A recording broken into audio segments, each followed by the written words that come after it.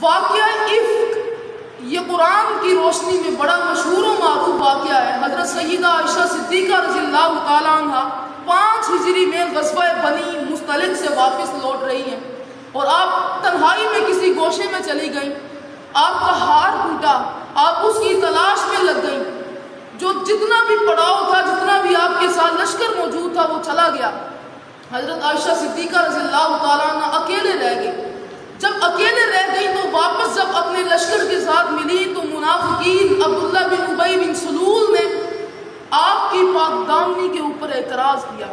انہوں نے کہا کہ یہ صحیح عورت نہیں ہے، نعوذ باللہ من ذالک۔ تو پھر کسی عام ہستی نے ان کی پاک دامنی کو ثابت نہیں کیا، بلکہ اللہ رب العزت نے عائشہ صدیقہ کی پاک دامنی کو ثابت کرنے کے لیے، ان کی عفت کو ثابت کرنے کے لیے قرآن میں 10 آیات کا نزول فرمایا۔ حضور صلی اللہ علیہ وآلہ وسلم منبر پر تشریف لائے۔ حضور صلی اللہ علیہ وآلہ وسلم نے ان آیات کی تلاوت کی اور حضور نے فرمایا کہ میں یہ جانتا ہوں کہ میرے اہل خانہ وہ ہر قسم کی آلودگی سے پاک ہے۔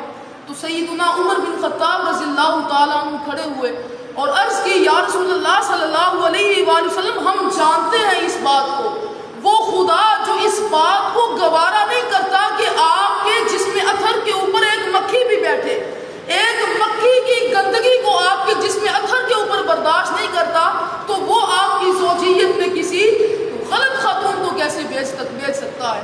اسی طرح حضرت سیدنا عثمان رضی اللہ تعالیٰ عنہ انہوں نے عرض کی، یا رسول اللہ صلی اللہ علیہ وآلہ وسلم، میں اس بات کی گواہی دیتا ہوں کہ آپ کی اہلیت وہ پاک ہے، آپ کے گھر والے وہ ہر قسم کی شک و شبہات ان سے پاک ہیں۔ اور کیا دلیل دی؟ عرض کرتے ہیں، یا رسول اللہ صلی اللہ علیہ وآلہ وسلم، جو رب اس بات کو گوارا نہیں کرتا کہ آپ کا سایہ مبارک زمین پر پڑے، کہ کہیں لوگوں کی پاؤں اس کے اوپر نہ آ جائے، تو یا رسول اللہ وہ خدا اس بات کو کب گوارا کرے گا کہ آپ کی زوجیت میں کسی غلط خاتون کو بیچ دے۔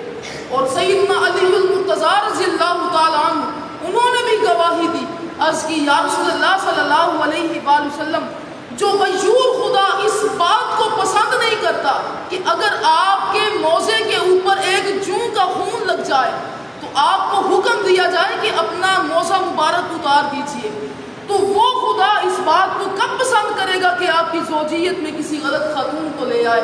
تو تمام صحابہ اکرام نے حضور صلی اللہ علیہ وآلہ وسلم کی بیوی سیدہ عائشہ صدیقہ رضی اللہ تعالیٰ عنہ کی طہارت کی گواہی دی، اور سب سے بڑھ کر اللہ رب العزت نے قرآن میں 10 آیات کا نزول فرما کر حضرت عائشہ صدیقہ رضی اللہ تعالیٰ عنہ کی طہارت کو ثابت کر دی۔